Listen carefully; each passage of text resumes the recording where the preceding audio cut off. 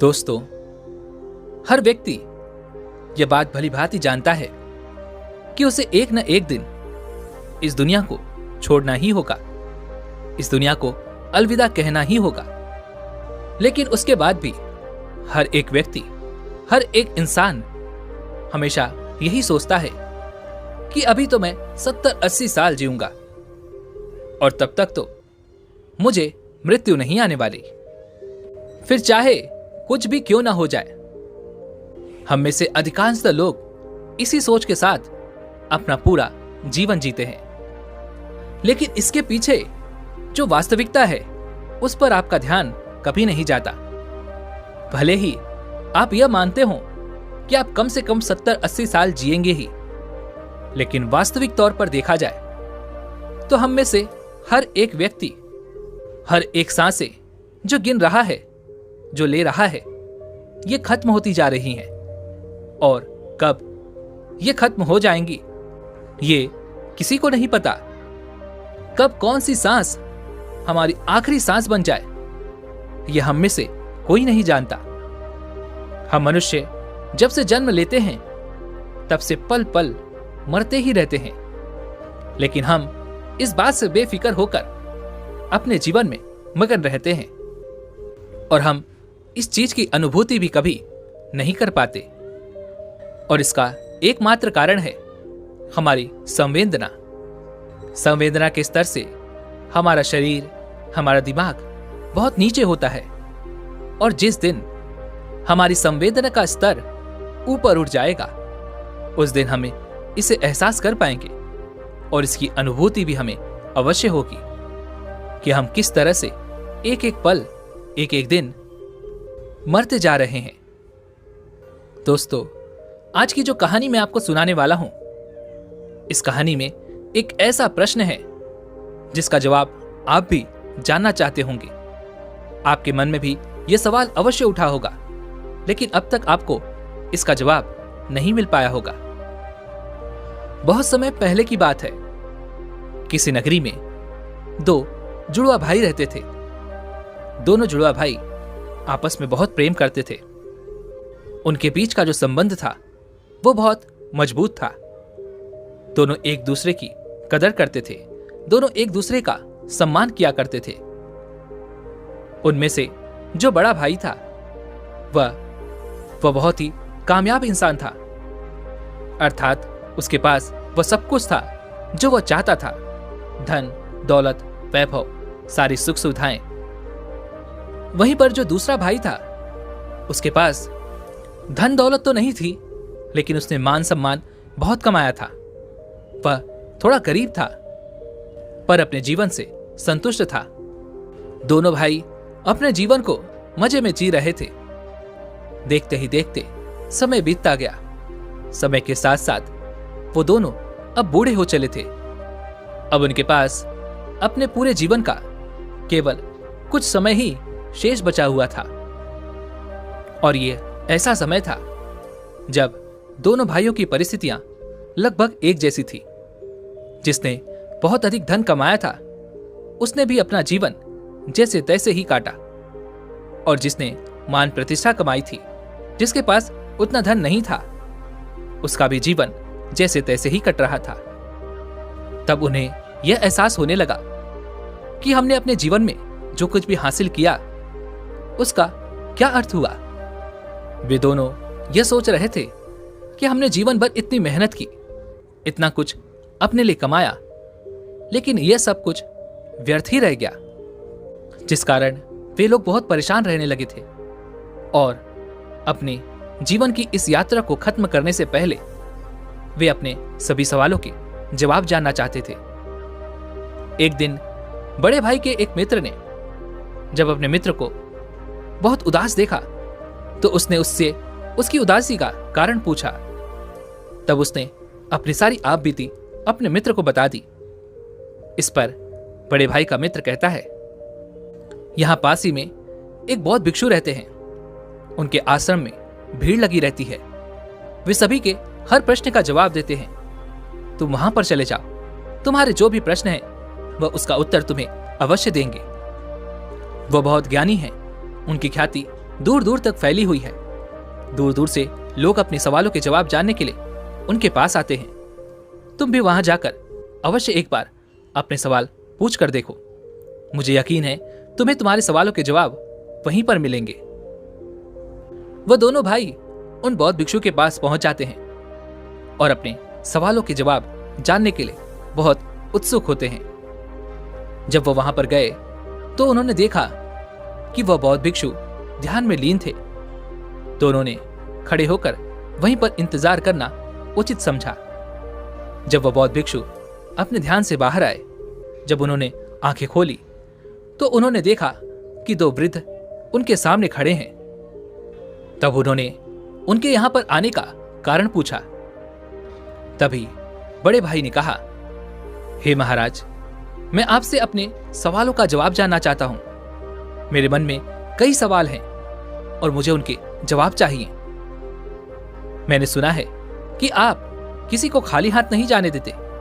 आप सभी की समस्या का निवारण करते हैं, आप सभी की शंकाओं को दूर करते हैं।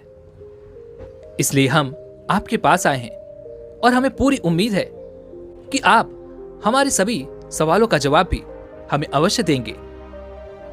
इस पर वह बौद्ध भिक्षु मुस्कुराने लगे और कहते हैं, बेटा, मेरे पास तुम्हारे सभी सवालों का जवाब है या नहीं, यह तो तुम्हारे सवाल पर निर्भर करता है।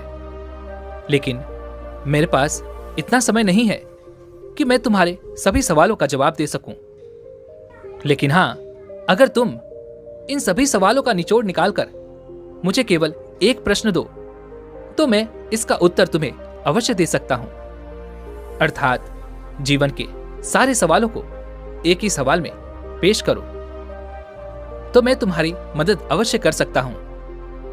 उन बौद्ध भिक्षु की यह बात सुनकर दोनों बड़े चिंतित हो गए। उन्हें यह समझ नहीं आ रहा था कि आखिर अपने पूरे जीवन के इन प्रश्नों को केवल एक प्रश्न में कैसे परिवर्तित किया जाए। दोनों सोच में पड़ गए।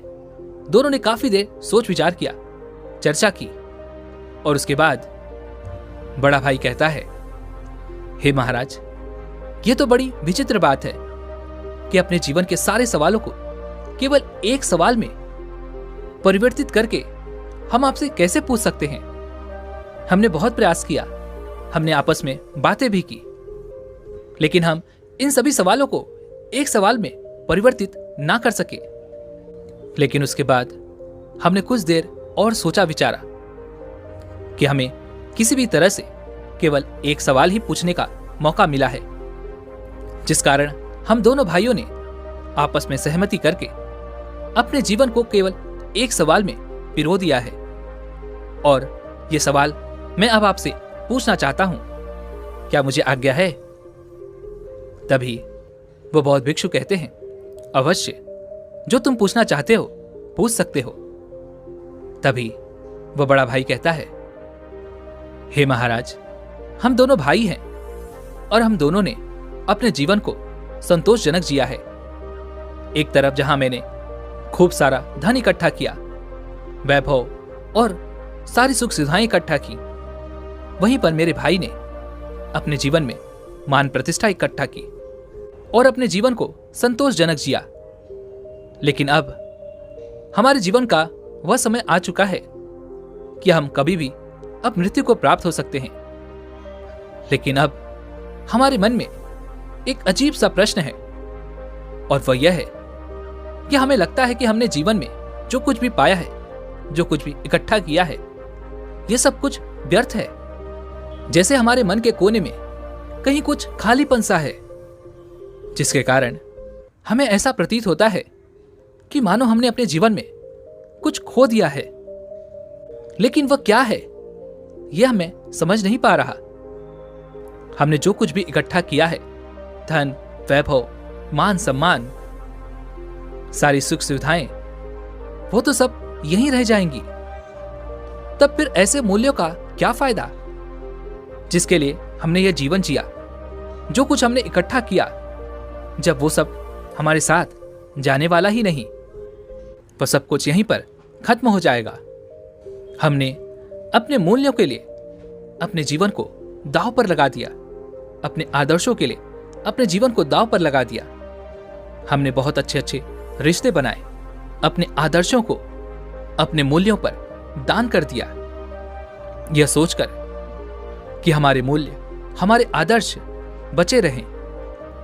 लेकिन जब हमने पीछे मुड़कर देखा तो हमें यह एहसास हुआ कि जिस मूल्य और जिस आदर्श को हम पीछे छोड़कर यह सोच रहे थे कि वह बचा रहेगा, वह तो एक ताज की तरह हमारे सर पर ही है। तो ऐसे मूल्यों का क्या फायदा जिसे मौत जब चाहे पूरी तरह से नष्ट कर दे, बर्बाद कर दे? क्या हमें अपने जीवन में इतनी मेहनत नहीं करनी चाहिए थी? क्या हमने जो कुछ भी हासिल किया यह सब व्यर्थ हो गया? और जीवन के जिस दौर पर इस समय हम खड़े हैं, हमें यह एहसास हो रहा है कि हम असली सत्य को पहचान ही नहीं सके, और वह असली सत्य क्या है यह भी हम नहीं जानते। लेकिन इस सत्य को जाने बिना भी हम अपने जीवन को त्यागना नहीं चाहते। जब हम यह सोचते हैं तो हमारा मन डर के मारे कांप उठता है। हमारे मन में एक अजीब सी पीड़ा उठती है। हम यह नहीं जानते कि वह क्या है और क्यों है, लेकिन हमें तो बस यह जानना है कि आखिर वह सत्य है क्या, आखिर वह खालीपन है क्या। इसलिए हे महाराज, आज हम आपके पास आए हैं कि आप हमारे सवालों का जवाब देंगे। इसलिए हम दोनों आपके सामने हाथ जोड़ते हैं और अपने इस सवाल का जवाब चाहते हैं। हम पर कृपा करें। हम जानना चाहते हैं कि इंसान के आदर्श, इंसान की मूल्य, इंसान के जीवन जीने का तरीका आखिर कैसा होना चाहिए, ताकि वह अपने बुढ़ापे में सभी सवालों से मुक्त हो सके, जिससे अंतिम समय में उसके मन में कोई दुविधा ना हो, वह खुशी खुशी अपने प्राणों को त्याग सके। प्राण त्यागते वक्त हमारे मन में कोई संकोच ना हो कि हमने अपने जीवन में यह कभी छोड़ दी है। हमें तो बल्कि यह खुशी होनी चाहिए कि हमने जीवन में जो कुछ भी किया वह बहुत अच्छा था। उन दोनों का यह सवाल सुनकर वह बौद्ध भिक्षु एक पल के लिए सोच में पड़ गए। उन्होंने काफी देर सोच विचार कर इसका जवाब देना शुरू किया। बेटा, हम मनुष्य हमेशा अंधकार में जीते हैं। हमें लगता है कि हमारे जीवन का कोई अंत नहीं। हम तो यहां पर सदा के लिए जीने आए हैं, इसलिए हम केवल मौज मस्ती में अपना समय यूं ही व्यर्थ करते रहते हैं। उन चीजों को इकट्ठा करने में अपना समय लगाते हैं जो हमारे किसी काम की नहीं। और जब तक हम मनुष्य के जीवन में कोई बड़ी बीमारी या फिर बुढ़ापा जैसे जीवन के दौर जब तक हमारे सामने नहीं आते, तब तक तो हम अपने आप को अजर और अमर ही समझते रहते हैं। और हम इस अंधकार में जीते हैं कि हमारा मौत भी कुछ नहीं बिगाड़ सकती। क्या तुम दोनों को कभी यह एहसास हुआ है? क्या तुम्हारे साथ कभी कोई ऐसा पल गुजरा है जब तुमने शायद ही अपने अंदर जाती और बाहर आती सांसों के बारे में ध्यान दिया हो? क्या तुमने तब कभी यह सोचा था? क्या तुम्हें तब कभी यह एहसास हुआ था कि यह तुम्हारी सांसें जो अभी चल रही हैं, यह कब आखिरी सांस बन जाएं? मुझे यकीन है जब तुम जवान होगे तब तुम्हारे मन में ऐसे कोई सवाल कभी उत्पन्न नहीं हुए होंगे, क्योंकि उन दिनों में हमारा मन केवल वासनाओं में लिप्त रहता है। उसे तो केवल अपनी वासनाओं की पूर्ति करनी अच्छी लगती है। उसे हमेशा बस एक ही चीज की होड़ रहती है, हमें अपने जीवन में कुछ करना है, कुछ पाना है, धन इकट्ठा करना है, मान प्रतिष्ठा, वैभव, वो सारी सुख सुविधाएं, एक अच्छा औहदा, या फिर हमें एक संतोषजनक जीवन तो जीना ही है। और इसी प्रकार हर एक मनुष्य, हर एक व्यक्ति अपने जीवन के मूल्यों को, अपने आदर्शों को अपने जीवन के हिसाब से निर्धारित करता है। जब तक सब कुछ ठीक होता है तब तक हमारे मन में कभी कोई शंका या कभी कोई प्रश्न नहीं उठता। लेकिन जैसे ही हमारे जीवन में कोई बुरा दौर आता है, कोई विपरीत परिस्थिति आती है, या फिर कुछ अनहोनी हो जाती है, या फिर जब हम किसी गंभीर बीमारी से बीमार होते हैं, या जब हमारे सामने हमारे अंतिम समय नजर आता है, उस दिन हमारे मन में यह सवाल जरूर उत्पन्न होता है कि हमारे जीवन के आदर्शों का, जीवन के मूल्य का आखिर क्या महत्व?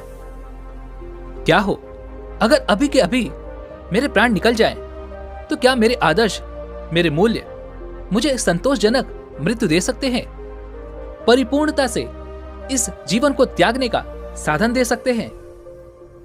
और उस वक्त हमें यह भी एहसास हो जाता है, हमारे जीवन के जो मूल्य हैं, जो आदर्श हैं, ये सभी इस जमाने की देन है, जो इस समाज ने हम पर डाला है।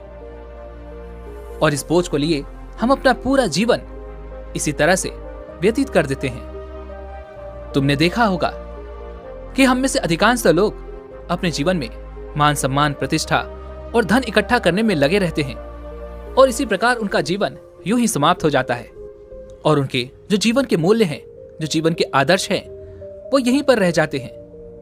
लेकिन यह आदर्श केवल एक मात्र कागज की नाव के समान है, और जब तेज बारिश होती है तो कागज की नाव तहस नहस हो जाती है।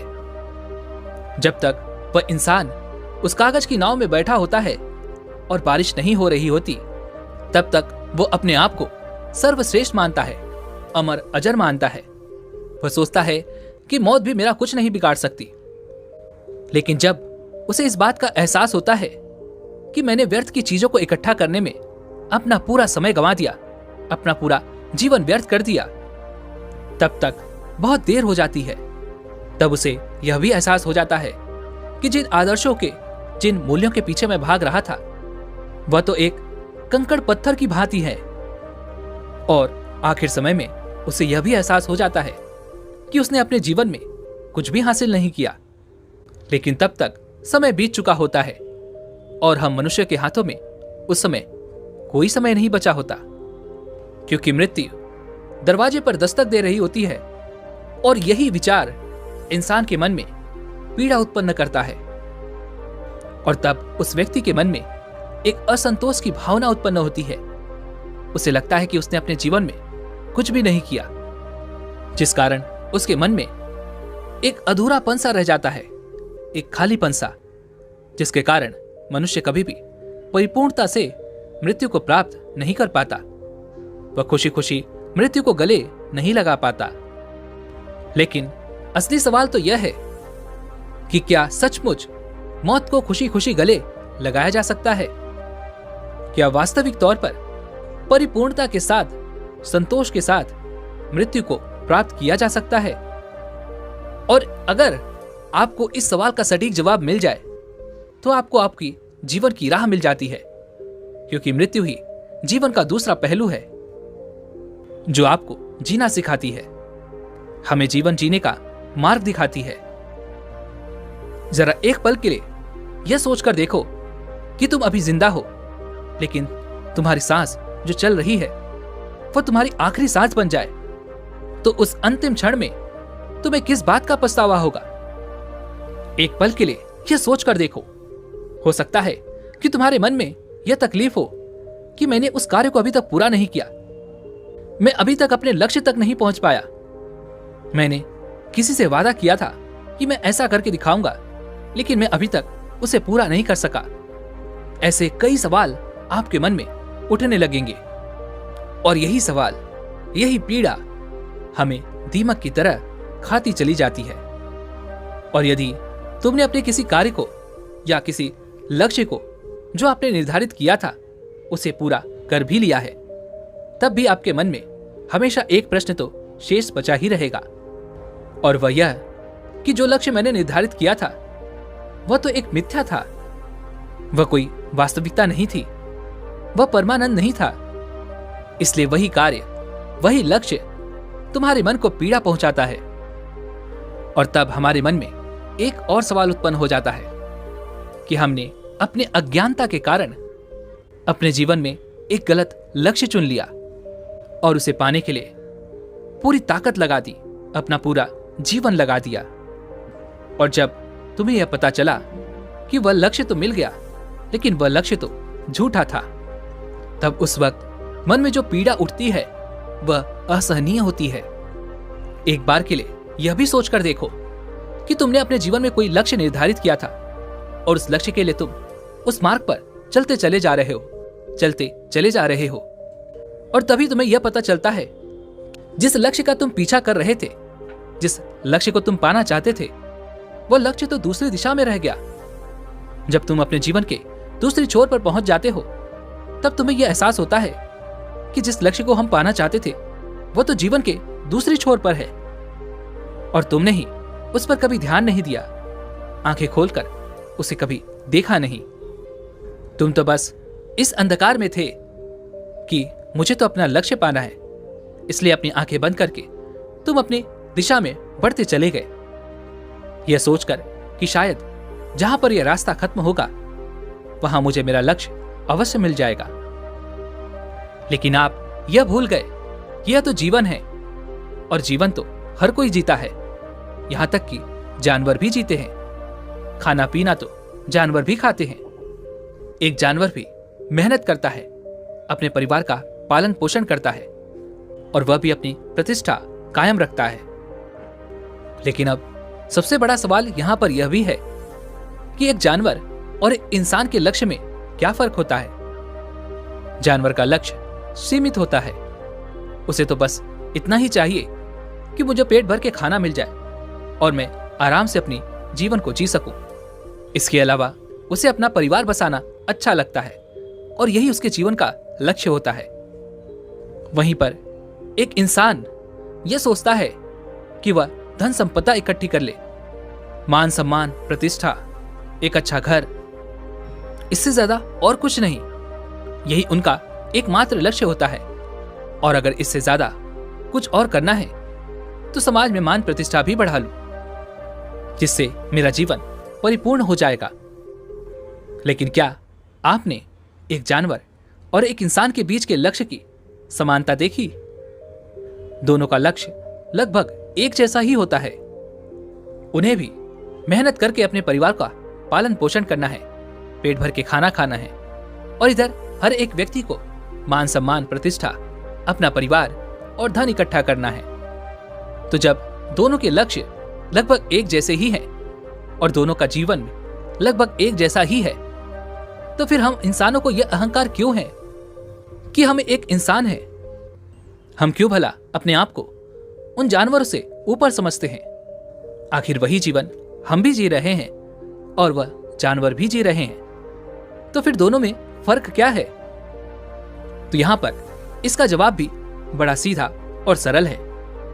एक इंसान के पास उसकी चेतना होती है, जिसकी चेतना ऊपर उठ चुकी होती है।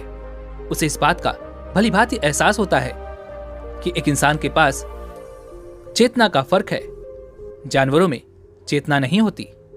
लेकिन दूसरी तरफ इंसानों की चेतना ऊपर होती है और इसी चेतना का इस्तेमाल करके यदि आप चाहें तो परमात्मा को भी हासिल कर सकते हैं।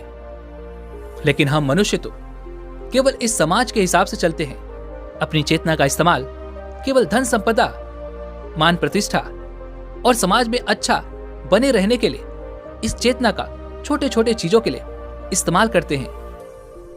किंतु यदि हम चाहें तो अपनी इस चेतना का इस्तेमाल करके हम जीवन को परमानंद की तरफ ले जा सकते हैं, जिससे हमें जीवन का आनंद भी आएगा, उस परमात्मा का ज्ञान पा सकते हैं। लेकिन यह चेतना हम समय के साथ धीरे धीरे बर्बाद कर देते हैं, हमें इसका कोई एहसास नहीं रह जाता। इसलिए जब जीवन का अंतिम समय आता है तो हमारे मन में एक पीड़ा उठती है, हमारे मन में एक तकलीफ रहती है और वही हमें यह एहसास भी कराती है कि जो कुछ भी हमने अपने जीवन में हासिल किया है कुछ कंकड़ पत्थर के समान है। और यही कारण है कि जब हमारा अंतिम समय आता है तो हमारे भीतर कई तरह के सवाल होते हैं और हमें कई तरह की तकलीफें भी उत्पन्न होती हैं, जिस कारण एक मनुष्य परिपूर्णता के साथ कभी मृत्यु को प्राप्त नहीं कर पाता। और तब समाज के वो सारे मूल्य, सारे आदर्श हम पर बोझ बनकर रह जाते हैं। उनका हम पालन तो करते हैं, लेकिन अधूरे चित्त के साथ, क्योंकि वह तुम्हारी खोज नहीं है, यह तो समाज की खोज है और इस समाज ने यह बोझ तुम पर डाला है। लेकिन जब हम अपनी चेतना का इस्तेमाल करते हैं तो हमें यह अच्छी तरह से समझ में आ जाता है कि जिस आदर्श, जिस मूल्यों के लिए हम जी रहे हैं, उसे हम अच्छी तरह से समझ पाते हैं, उसे अच्छी तरह से पहचान पाते हैं। और उस दिन यह आदर्श, यह जीवन के मूल्य हम पर बोझ नहीं बन पाते, बल्कि यह हमारे जीवन के लिए एक दिशा का काम करते हैं, हमें एक रास्ता प्रदान करते हैं। इसलिए हर इंसान के जीवन में यह एक लक्ष्य तो होना ही चाहिए कि वह अपने जीवन में चेतना स्तर को ऊपर उठा सके, जीवन के अपने हर एक पल, हर एक क्षण को चेतना के भाव से जी सके, अच्छी तरह से समझ सके, उसे पहचान सके। क्योंकि आप ये बात तो बहुत अच्छी तरह से जानते ही होंगे कि हमारा जीवन दो पहलुओं में विभाजित है, सुख और दुख। और जब हम चेतना से ऊपर उठ जाते हैं तब हमें यह भी एहसास हो जाता है कि सुख और दुख, ये दोनों में ही हमारा एक समान का हिस्सा है। और तब मनुष्य का चैतन्य उसे ये बताता है कि यह तो एक परिस्थिति है जो आज नहीं तो कल गुजर जाएगी। तब उसका मन कभी भी विचलित नहीं होता और तब वह इंसान सुख और दुख में लिप्त ना होकर अपने जीवन को अलग होकर जी सकता है। तब उसे यह एहसास होता है कि मैं तो इस सुख और दुख में शामिल ही नहीं हूं। और जब यह भाव उस व्यक्ति के अंदर पैदा हो जाता है तो सारे व्यर्थ के लक्ष्य, जिनके पीछे भागने और दौड़ने की यह प्रतिस्पर्धा चलती रहती है, वह हमेशा के लिए खत्म हो जाती है। और तब जीवन का केवल एक ही लक्ष्य रह जाता है और वह है आत्म चैतन्य। लेकिन जो व्यक्ति आत्म चैतन्य से दूर रहता है उसका जीवन एक मिट्टी के घर के समान होता है। जब तक वह घर सुरक्षित है तब तक उसे लगता है, तब तक उसका जीवन खुशियों से भरा रहता है और वो अपने आप को सर्वश्रेष्ठ मानता है। लेकिन जैसे ही कोई आंधी या तूफान उस घर को तोड़ देता है तब उसे यह यकीन हो जाता है कि मेरा तो यह मिट्टी का घर था जो टूट गया और मैं व्यर्थ ही इस मिट्टी के घर के अंदर अपने आप को सुरक्षित और अपने आप को सर्वश्रेष्ठ मानता था। तब उसे यह एहसास होता है, तब वह पश्चाताप करता है, रोता है, बिलखता है और उसे यह भी पता चल जाता है कि वह व्यर्थ ही अपने जीवन को सबसे मूल्यवान समझ रहा था। लेकिन तब रोकर क्या फायदा होगा, सब कुछ तो बीत चुका, वह समय तुम्हारे हाथों से निकल चुका। अब जो भी क्षण तुम्हारे हाथों में है उस समय का इस्तेमाल करो। जीवन के आखिरी समय में पश्चाताप करके क्या फायदा, क्योंकि जो भी समय आपके पास बचा है आप चाहें तो उसका इस्तेमाल कर सकते हैं। कहा जाता है ना, जहां जागो वहीं सवेरा। अपने भीतर की चेतना को पैदा करने के लिए केवल एक पल ही काफी है और आपका पूरा जीवन एक पल में रूपांतरित हो जाता है।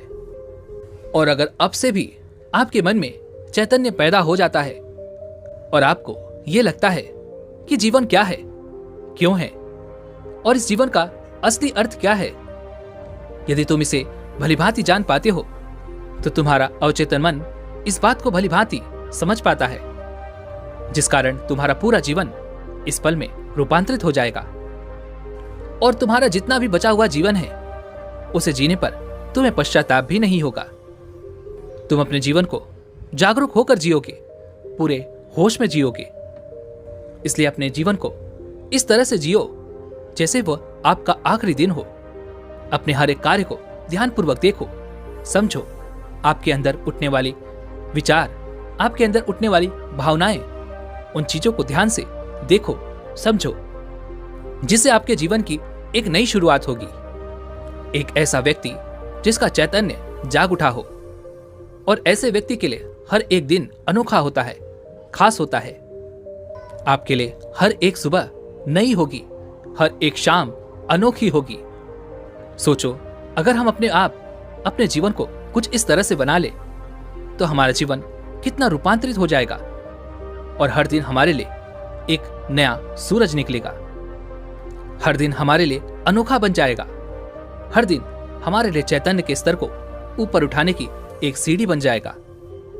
लेकिन हम मनुष्य अपने जीवन में व्यर्थ की चीजों के पीछे भागते रहते हैं, कंकड़ पत्थर इकट्ठा करते रहते हैं, अपने जीवन में ऐसे लक्ष्यों को निर्धारित करते हैं जिसका कोई अर्थ ही नहीं। हम व्यर्थ की धन संपदा, मान प्रतिष्ठा के पीछे भागते रहते हैं, जो एक न एक दिन मिट्टी में मिल ही जाएगा, और तब हमें अपना जीवन व्यर्थ लगने लगता है। लेकिन यदि आपका मन चैतन्य से भर जाए तो आप हर चीजों का लाभ उठा सकते हैं। आप हर पल को भरपूर जी सकते हैं, हर एक क्षण आपकी मुट्ठी में होगा। लेकिन यदि आपका मन चैतन्य से भरा नहीं होगा तो आप उस पल मौजूद ही नहीं होंगे। तो भला आप उस पल को कैसे जिएंगे? उस पल क्या घट रहा है यह आपको पता तक नहीं होगा, और जब वह घटना होकर गुजर जाएगी तब आपको एहसास होगा। तब आप अपनी परिस्थिति को दोष देंगे कि मैंने तो अपने जीवन में अच्छे लक्ष्य, अच्छे आदर्श, अच्छे मूल्य निर्धारित किए थे। लेकिन आप यह भूल जाते हैं कि केवल लक्ष्य को निर्धारित करने से आप अच्छा जीवन नहीं जी सकते, अपने जीवन को आनंदमय नहीं बना सकते, और तो और आप अपने जीवन को जीना नहीं सीख सकते। यही तो परम सत्य है, और यही हमारे मन का आखिरी सवाल, अर्थात बुढ़ापे का आखिरी सवाल। इसका जवाब तो उन दोनों को मिल गया, लेकिन क्या आपको मिला?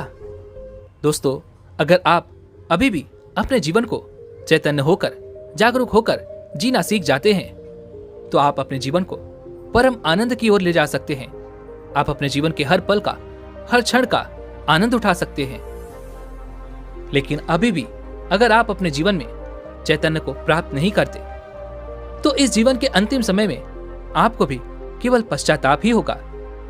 तब उस समय आप केवल इस सोच में रह जाएंगे कि मैंने तो अपना इतना समय केवल सोते सोते गुजार दिया, मैंने अपना इतना समय केवल इधर उधर की बातों में लगा दिया।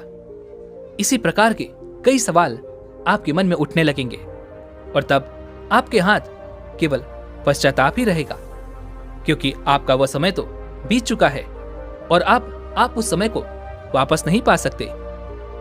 जब वह पल आपके हाथों से निकल चुका होगा तब आपको उसकी असली अहमियत समझ आएगी, और तब आप केवल यह सोच रहे होंगे कि अब तो केवल मेरे पास कुछ ही क्षण बचे हैं।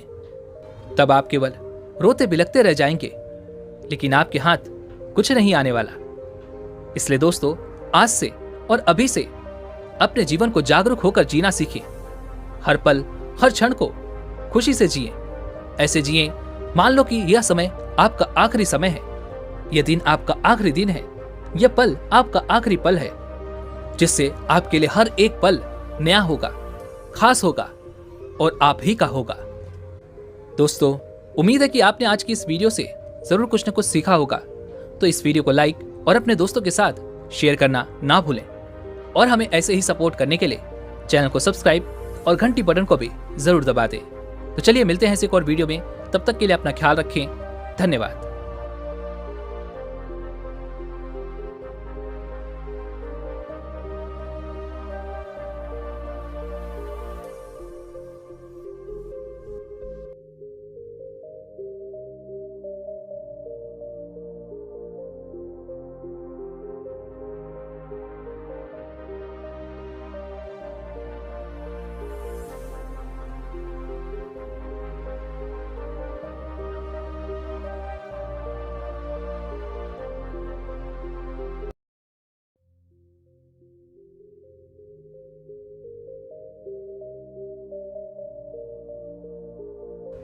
दोस्तों, सुख और दुख एक ही सिक्के के दो पहलू हैं।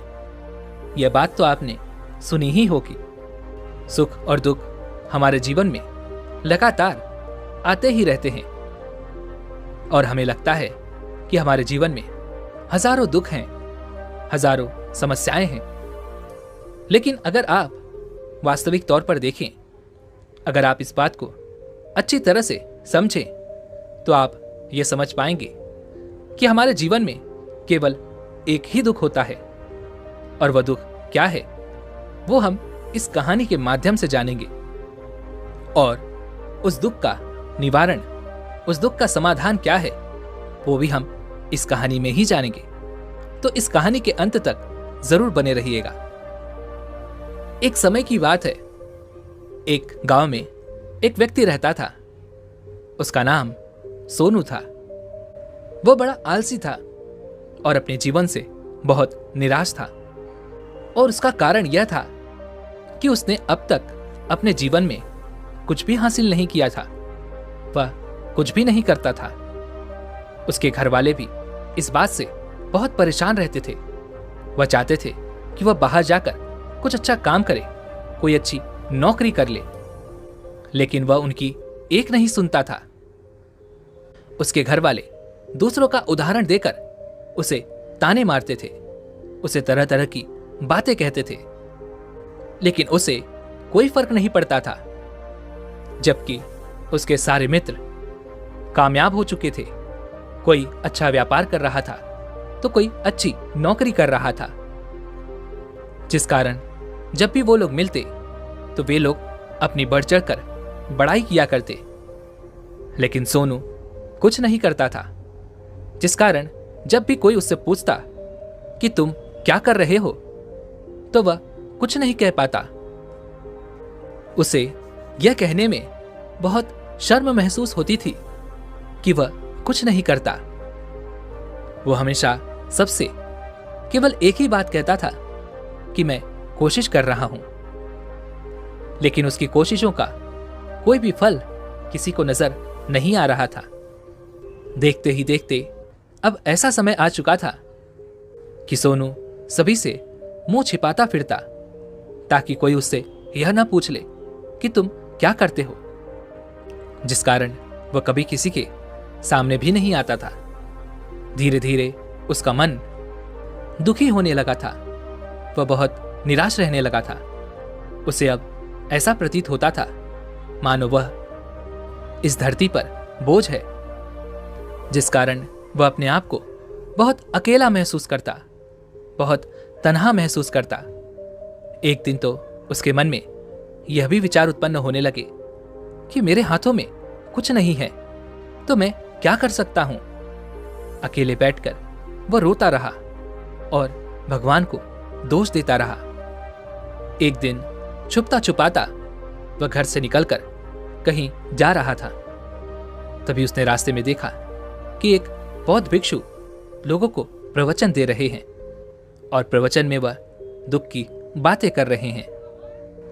सोनू कुछ देर के लिए अपना मुंह छुपाकर वहीं पर खड़ा हो गया ताकि उसे कोई देख ना ले, और चुपचाप वह उन बौद्ध भिक्षु की बातें सुन रहा था। वह बौद्ध भिक्षु सभी को प्रवचन में कह रहे थे कि दुख हमारा सबसे बड़ा साथी है।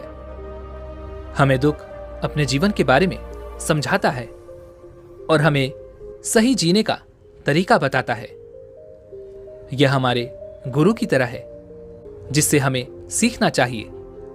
आप चाहें तो अपने जीवन में अपने दुखों को अपना गुरु बना सकते हैं और उससे सीख सकते हैं, या फिर आप चाहें तो अपने दुखों पर बैठकर रो सकते हैं, लेकिन इससे आपको कोई लाभ नहीं मिलेगा, बल्कि आप दिन ब दिन और कमजोर होते जाएंगे, निराश होते जाएंगे।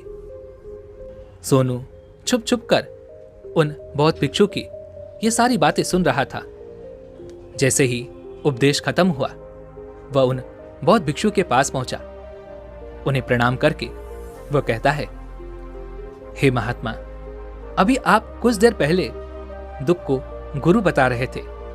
आप कह रहे थे कि दुखों से हमें सीखना चाहिए, हमें उन्हें अपना गुरु बनाना चाहिए, लेकिन मैं भी तो अपने दुखों से परेशान हूं, अपने जीवन से परेशान हूं।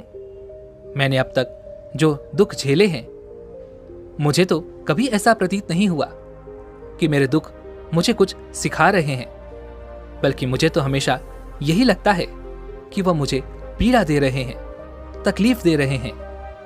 और दुख की पीड़ा बहुत भयंकर होती है।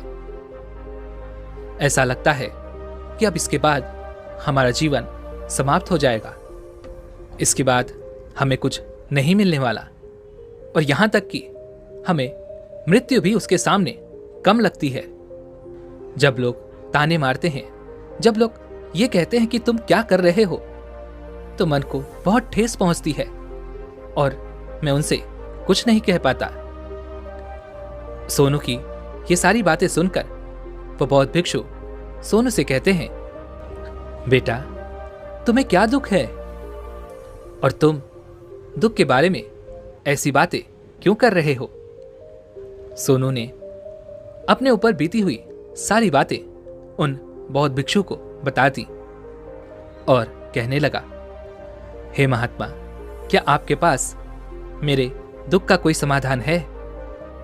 सोनू की यह बात सुनकर वह बौद्ध भिक्षु मुस्कुराने लगे और उस सोनू से कहते हैं, बेटा जब तुम्हारे जीवन में कोई असली दुख आए तब तुम मेरे पास आना, मैं उसका समाधान तुम्हें अवश्य बताऊंगा।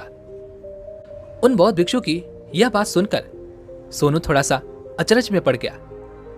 उसे यह समझ नहीं आ रहा था कि क्या उसने अब तक जो दुख झेले हैं वह असली दुख नहीं है। उसने जो अब तक पीड़ाएं सही हैं, जो ताने सहे हैं, जो तकलीफें उठाई हैं, क्या वह असली दुख नहीं है? आगे वह मन ही मन अपने आप से कहता है कि जब मुझे मेरे अपने नहीं समझ पाए तो यह बौद्ध भिक्षु मुझे क्या समझेंगे। इतना सोचकर वह वहां से चला गया। सभी लोगों के ताने सुन सुनकर सोनू बहुत थक चुका था, वह बहुत निराश हो चुका था, जिस कारण उसने निर्णय लिया कि वह अब कुछ करके दिखाएगा। उसने अपने पिता से थोड़ा सा कर्ज लिया और उस कर्ज से उसने एक व्यापार शुरू किया। उसके पिता बहुत खुश थे कि कम से कम मेरा बेटा कुछ करने का प्रयास तो कर रहा है, लेकिन उसे व्यापार में कोई सफलता नहीं मिल रही थी, जिस कारण वो बहुत ही हताश हो चुका था, वो बहुत निराश हो चुका था। उसे यह समझ नहीं आ रहा था कि वह क्या करे, किस तरह से अपने व्यापार को आगे बढ़ाए।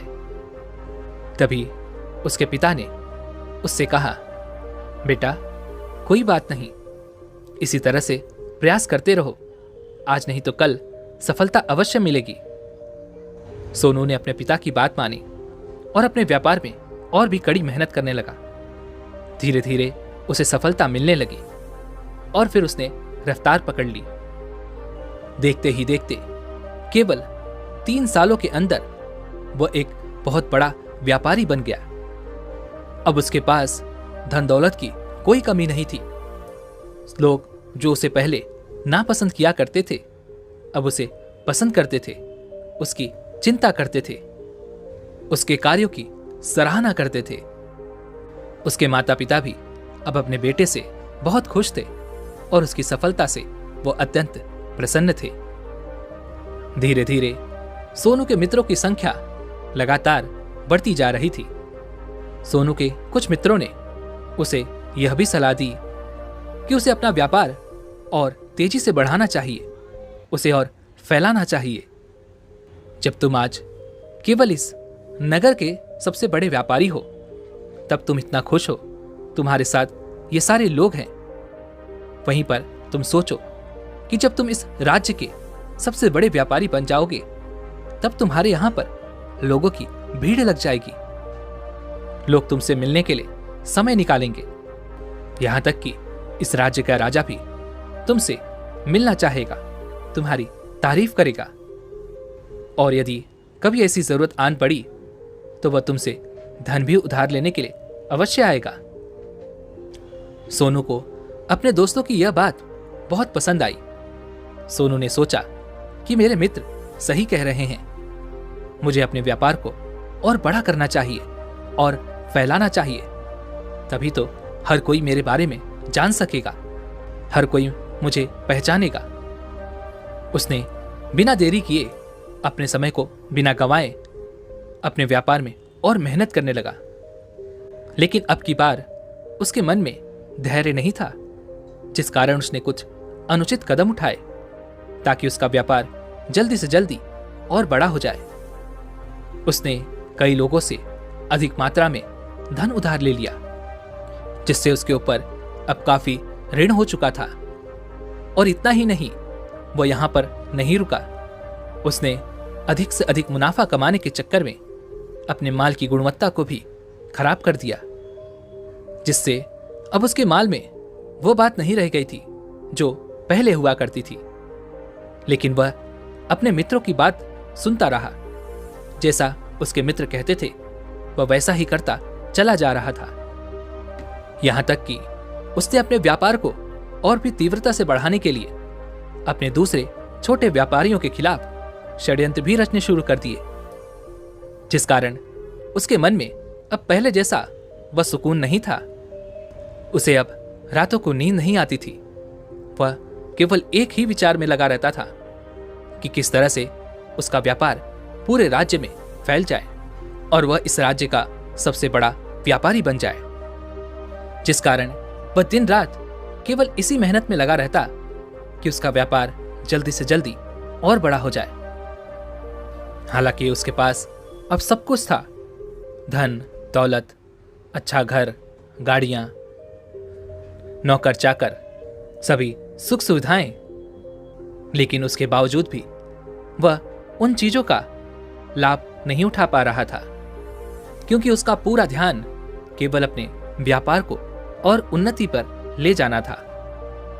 एक दिन सोनू अपने रथ पर बैठकर एक मार्ग से होकर गुजर रहा था। तभी रास्ते में उन्हें गुरुवर का आश्रम पड़ा। यह देखकर वह उन बौद्ध भिक्षु के पास गया और उन बौद्ध भिक्षु से कहने लगा, हे महात्मा, आपने कहा था कि जब मेरे जीवन में कोई असली दुख आए तब मैं आपके पास आऊं। इस कारण मैं यहां पर आया हूं।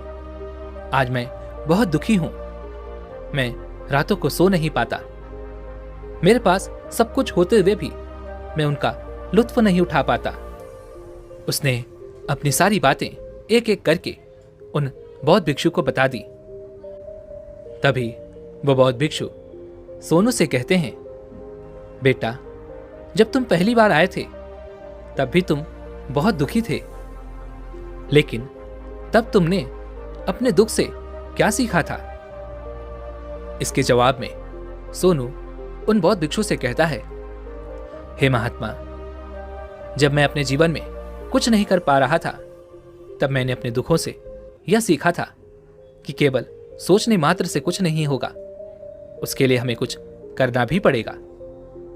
और केवल कोई कर्म करना ही हमें सफल नहीं बनाता, बल्कि उस कर्म को उसके अंजाम तक पहुंचाना हमें सफल बनाता है।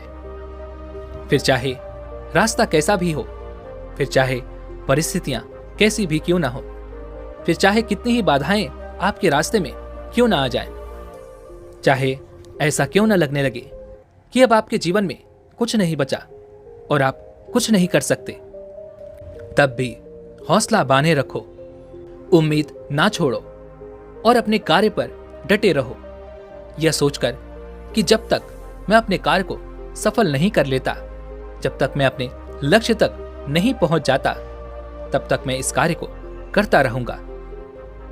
मैं इस कार्य में अवश्य सफल होकर ही रहूंगा। जबकि बाकी लोग केवल सफल लोगों को महत्वता देते हैं, उनके कर्मों को नहीं। सोनू की ये सारी बातें सुनकर वो बौद्ध भिक्षु मुस्कुराने लगे और उस सोनू से कहते हैं, बेटा, जब तुम्हारे जीवन में असली दुख आए तब तुम मेरे पास आना। मैं तुम्हारी समस्या का समाधान अवश्य करूंगा। इतना कहकर वह बौद्ध भिक्षु वहां से उठकर चले गए। सोनू एक बार फिर से उनकी यह बातें सुनकर आश्चर्यचकित रह गया। उसे अब यह समझ नहीं आ रहा था कि क्या उसने जो दुख देखा है, उसने जो तकलीफें अब तक सही हैं, क्या वह असली दुख नहीं है? उसके मन में अब एक सवाल उत्पन्न होने लगा कि आखिर असली दुख क्या है और इसकी पहचान क्या है, और मुझे कैसे पता चलेगा कि इस समय मैं असली दुख में हूं? लेकिन उसने कुछ नहीं कहा। वह यह सब सोच ही रहा था कि तभी वह बौद्ध भिक्षु सोनू के पास एक बड़ा सा घड़ा लेकर पहुंच जाते हैं उस घड़े के अंदर सोने के सिक्के थे। उस घड़े को देते हुए वह बौद्ध भिक्षु सोनू से कहते हैं, बेटा तुम इसे उस पेड़ के नीचे दबा दो, क्योंकि यह मेरे किसी काम का नहीं है। जब मुझे इसकी जरूरत पड़ेगी तब मैं वहां से खोद कर इसे निकाल लूंगा, लेकिन अभी के लिए इसे वहां पर मिट्टी के नीचे दबा दो। सोनू ने उन बौद्ध भिक्षु की बात मान ली और वह घड़ा उस पेड़ के नीचे जाकर मिट्टी में दबा दिया। इतना करके वह उन गुरुवर को प्रणाम करता है और वहां से वापस अपने घर की ओर लौट जाता है। धीरे धीरे समय बीतता गया। समय के साथ साथ सोनू व्यापार में और भी ज्यादा उन्नति कर चुका था, लेकिन माल की गुणवत्ता अच्छी ना होने के कारण अब उसके व्यापार में घाटा होने लगा। और धीरे धीरे ऐसा समय आया कि उसका व्यापार पूरी तरह से चौपट हो गया। अब उसके पास कुछ नहीं बचा था, बल्कि उसने जो कर्जे लिए थे वो कर्जे भी अब उसे चुकाने थे। लेकिन वह तो यह सोचकर निश्चिंत था कि उसने जो कुछ भी कर्जे लिए हैं वो कर्जे उसने अपने मित्रों से लिए हैं, जिस कारण वो उन्हें लौटाने में थोड़ी देर अवश्य कर सकता है। वह तो यह सोच रहा था कि उसके मित्र उसका बुरे समय पर साथ देंगे, लेकिन सबसे पहले उसके मित्र ही उससे अपना कर्ज वापस लौटाने की मांग करने लगे। तब सोनू को एहसास हुआ कि कोई भी अपना नहीं है। उसने अपने मित्रों से उस कर्ज को लौटाने के लिए थोड़ी सी मोहलत मांगी, लेकिन सोनू के किसी भी मित्र ने उसे कर्ज लौटाने के लिए वो मोहलत नहीं दी, बल्कि वे लोग उसे जान से मारने की धमकी देने लगे। अपने मित्रों के मुख से यह सब सुनकर सोनू बहुत ही आश्चर्यचकित रह गया। वह जो कुछ सोच रहा था सब कुछ उल्टा पड़ गया। जिस व्यापार के चलते उसके इतने मित्र बने थे, इतने शुभचिंतक बने थे, वे सब उससे दूर जाने लगे थे। हर कोई उससे पीछा छुड़ाना चाहता था, कोई भी उसका साथ नहीं देना चाहता था। धीरे धीरे उसकी सारी संपत्ति नीलाम हो गई। अब उसके पास कुछ नहीं बचा था। वह सड़क पर आ चुका था। उसने हार मानकर अपने माता पिता से कहा, पिताजी मेरी मदद कीजिए, मेरे ऊपर बहुत ऋण है, मुझे उसे लौटाना है, कृपा करके मुझे थोड़ा सा धन दे दीजिए। इस पर सोनू के पिता ने सोनू से कहा, बेटा मेरे पास तो ले देकर बस यही एक छोटा सा घर है। अगर यह भी मैं तुम्हें दे दूं, यदि मैं इसे भी बेच दूं, तो मैं और तुम्हारी मां कहां रहेंगे? हमें भी दर दर की ठोकरें खानी पड़ेंगी, हमें भी सड़कों पर भीख मांगनी पड़ेगी। ले देकर अब हमारे पास केवल यही संपत्ति बची है, इसलिए मैं तुमसे क्षमा मांगता हूं। अपने माता पिता के मुख से यह सुनकर सोनू चुपचाप वहां से चला गया और मन ही मन वह यह सोच रहा था कि अब मेरे पास कुछ नहीं बचा, जो था वो तो सब लुट गया, बर्बाद हो गया। अब मैं जीकर क्या करूंगा? अब मेरे पास केवल एक ही रास्ता है जिससे मैं अपने कर्जदारों से अपना पीछा छुड़ा सकता हूं। यह सोचता हुआ वह एक ऊंची पहाड़ी की ओर पहुंचा। वह पहाड़ी पर चढ़ता ही जा रहा था कि तभी उसे याद आया कि उन बौद्ध भिक्षु ने कहा था कि जब तुम पर असली दुख आए तभी तुम मेरे पास आना, मैं तुम्हारी समस्या का समाधान अवश्य करूंगा। यह सोचकर सोनू के मन में एक बार फिर उम्मीद की वह लहर दौड़ पड़ी। सोनू तुरंत दौड़ता हुआ उन बौद्ध भिक्षु के पास पहुंचा और सोनू ने उन्हें प्रणाम करके अपने ऊपर बीती हुई हर एक बात उन्हें बता दी और कहने लगा, हे महात्मा, आपने कहा था कि जब मेरे ऊपर असली दुख आएगा तब आप उसका समाधान अवश्य करेंगे। तभी वह बौद्ध भिक्षु सोनू की इस बात को सुनकर मुस्कुराने लगे और कहते हैं, बेटा कहां है असली दुख? जब तुम्हारे जीवन में असली दुख आएगा तो मैं उसका समाधान अवश्य करूंगा। उन बौद्ध भिक्षु के मुख से यह सुनकर सोनू के सब्र का बांध टूट गया और सोनू ने उन बौद्ध भिक्षु से कहा, हे महात्मा, आखिर ये असली दुख क्या होता है?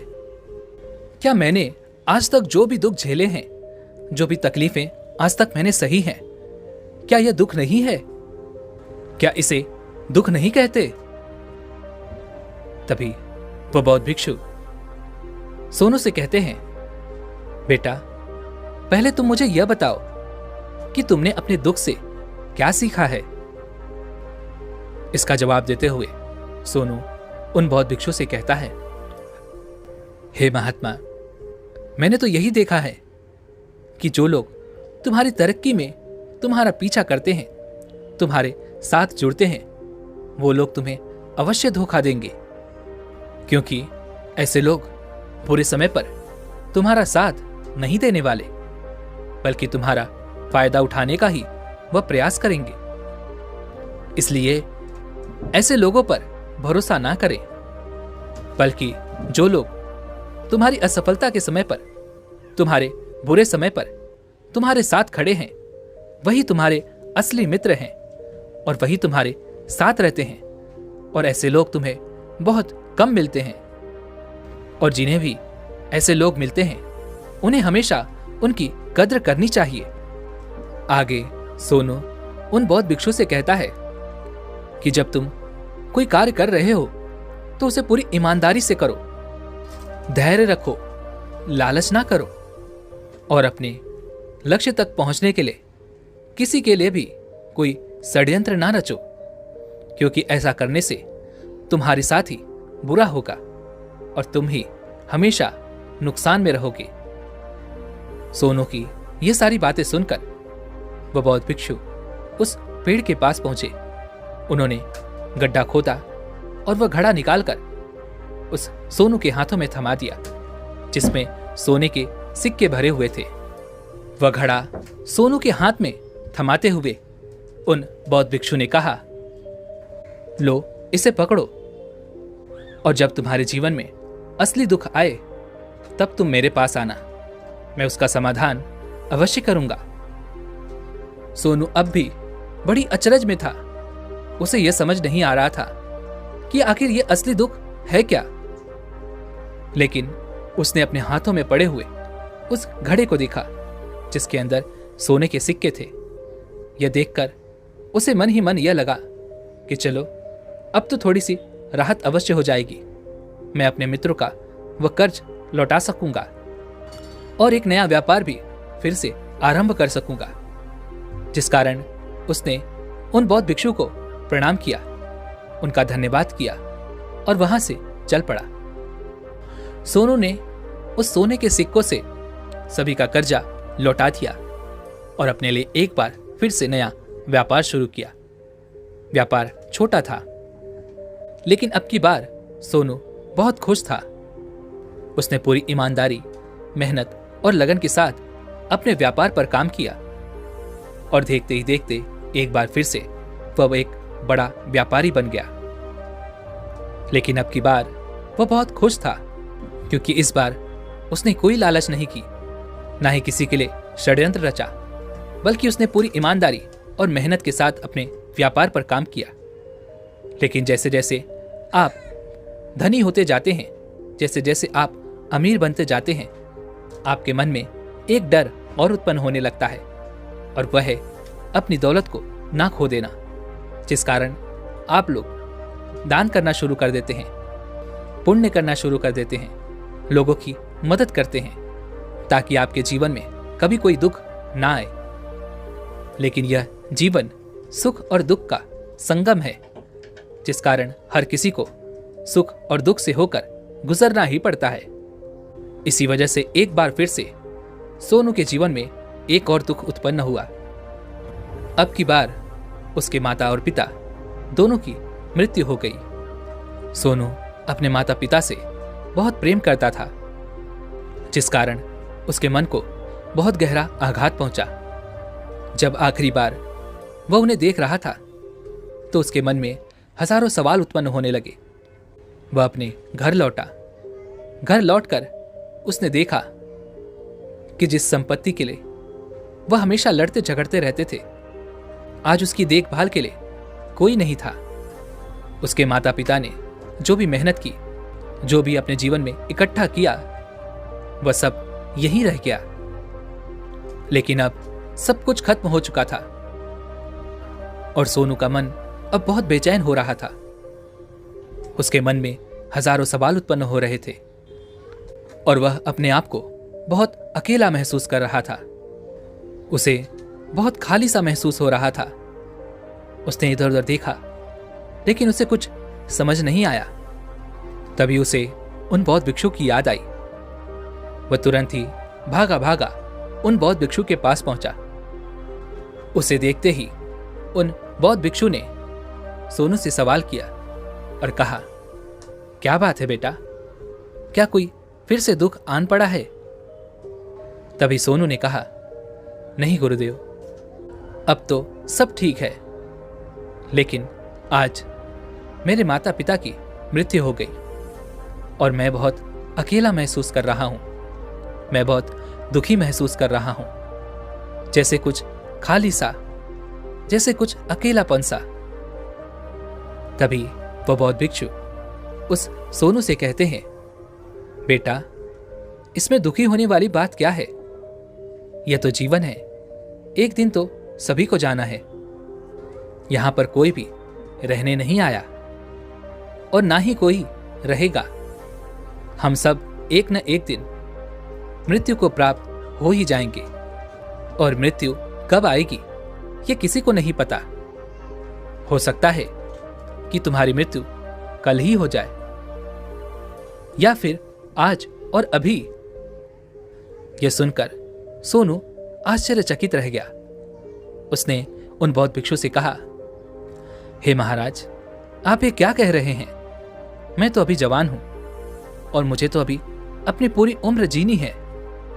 मैं तो जीना चाहता हूं, कुछ करना चाहता हूं, और आप कह रहे हैं कि मैं कभी भी मृत्यु को प्राप्त हो सकता हूं। इस पर वह बौद्ध भिक्षु सोनू से कहते हैं, भंते, इस भ्रम में मत रहना कि मृत्यु केवल बूढ़ों को आती है। बूढ़ों के सामने तो उनके जवान बच्चे तक मर जाते हैं। मृत्यु कभी किसी की उम्र देखकर नहीं आती और ना ही किसी को बताकर आती है।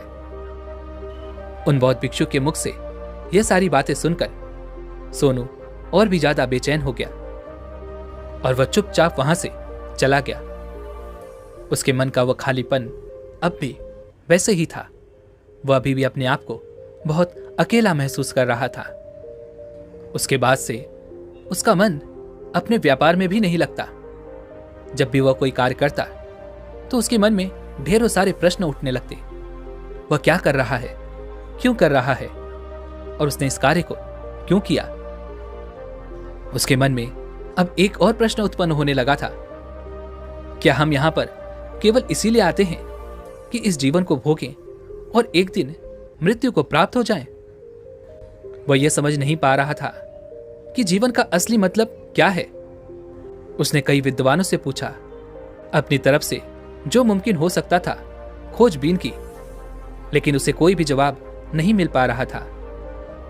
और जब उसे कोई जवाब नहीं मिला तो उसका दुख और भी बढ़ गया, जिस कारण उसके मन की बेचैनी और भी बढ़ चुकी थी और अब उसे यह समझ नहीं आ रहा था कि वह क्या करे, कहां जाए, किससे पूछे। तभी उसे फिर से उन बौद्ध भिक्षु की याद आई। वह एक बार फिर से उन बौद्ध भिक्षु के पास पहुंचा और उसने अपने मन की सारी बातें उन गुरुवर को बता दी। तभी वह बौद्ध भिक्षु मुस्कुराने लगे और सोनू से कहते हैं, बेटा, आज पहली बार तुम्हारे जीवन में असली दुख उत्पन्न हुआ है।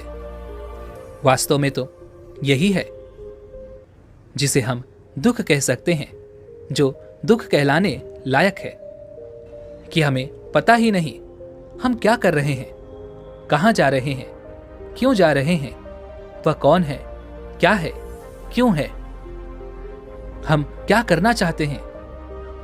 तभी सोनू ने कहा, हे महात्मा, मेरे इस दुख का समाधान कीजिए, मुझे इस दुख का निवारण दीजिए। तभी वह बौद्ध भिक्षु सोनू से कहते हैं, भंते, हम मनुष्य अपने जीवन भर केवल सब कुछ इकट्ठा करने में लगे रहते हैं, फिर चाहे वो धन संपत्ति हो, मान सम्मान हो, परिवार, प्रेम, मित्र, शत्रु, मान, प्रतिष्ठा, इन सब के पीछे हम अपना पूरा जीवन लगा देते हैं। लेकिन हम यह भूल जाते हैं कि इनमें से कोई भी चीज हमारे साथ नहीं जाने वाली। तभी सोनू ने कहा, हे महात्मा, आप सही कहते हैं। मेरे माता पिता की मृत्यु के बाद उनका सब कुछ यहीं पर रह गया। वह अपने साथ कुछ भी ना ले जा सकी, उनका सब कुछ यहीं छूट गया। तभी वह बौद्ध भिक्षु मुस्कुराने लगे और सोनू से कहते हैं, भंते, जो कुछ भी मैं तुमसे कह रहा हूं, इसे ध्यान से समझने का प्रयास करना कि हम इस दुनिया में जो कुछ भी इकट्ठा करते हैं, उसे हम कभी भी इकट्ठा करते ही नहीं। सभी चीजों को देखते हैं, लेकिन वास्तविकता में हमें जिस चीज को इकट्ठा करना चाहिए उसकी तरफ हमारा ध्यान ही नहीं जाता, और वह है हम खुद। ताकि जब तक हमारा अंतिम समय आए, तब तक हम अपने आप को समझ सकें, पहचान सकें। हम सबके अंदर क्रोध, लालच, लोभ जैसी कई वासनाएं हमारे अंदर घर करके बैठ जाती हैं, जिस कारण हम अपने जीवन को टुकड़ों में जीते हैं और हमारी चेतना कभी एक नहीं हो पाती। हम कभी एक जगह सोच नहीं पाते, समझ नहीं पाते, और हमारी ऊर्जा शक्ति भी पूरी तरह से छिन्न भिन्न हो जाती है। और आजकल के इस दौर में हमारे पास तो इतना भी समय नहीं कि हम एक पल निकाल करके, एक पल के लिए मुड़कर अपने आप को देख सके, अपने आप को समझ सके। वास्तविकता में हर कोई यहां पर अपने जीवन भर केवल दुख दुख कहकर चिल्लाता रहता है, उसका समाधान निकालने का हर मुमकिन प्रयास करता है। लेकिन जिसे हम दुख समझते हैं वह तो दुख है ही नहीं, तो इसका समाधान आपको कहां से मिलेगा? यह तो परिस्थितियां हैं जिसके कारण हम अपने आप को दुखी समझते हैं, अपने आप को तकलीफ में समझते हैं। जैसे ही हम एक परिस्थिति से निकलते हैं, हम किसी दूसरी परिस्थिति में फंस कर रह जाते हैं। जिस प्रकार हम पहली समस्या का सामना करते हैं, उसी प्रकार हम दूसरी समस्या का भी सामना करते रह जाते हैं। और जब हम इन परिस्थितियों से हार मान लेते हैं, जब हमें लगता है कि अब कोई रास्ता नहीं बचा, तब हमारे सामने हमें केवल एक ही रास्ता नजर आता है, और वह है मृत्यु। लेकिन यह कोई समाधान नहीं है, यह कोई रास्ता नहीं है। इसलिए यदि आप सचमुच अपनी समस्याओं का समाधान चाहते हैं, तो अपने आप को इकट्ठा करना सीखिए, अपनी ऊर्जा को इस संसार में वापस खींचिए, उसे एक करो और अपने ऊपर ध्यान लगाओ। मृत्यु से पहले अपने आप को पहचानो, अपने आप को जानो, अपने आप को बिखरने ना दो। तभी सोनू उन बौद्ध भिक्षु से कहता है, हे महाराज, तो क्या हमें इस जीवन को नहीं जीना चाहिए? क्या हमें अपनी इच्छाओं को नहीं पूरा करना चाहिए?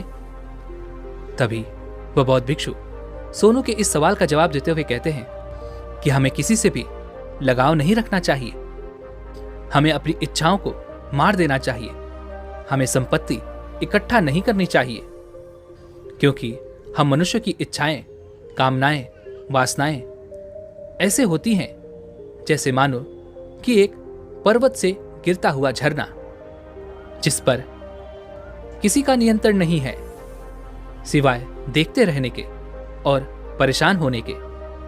लेकिन जब तुम अपने ऊपर ध्यान देने लगते हो, जब तुम अपने आप को पहचान जाते हो, समझ जाते हो, तब तुम इस पर नियंत्रण पा सकते हो।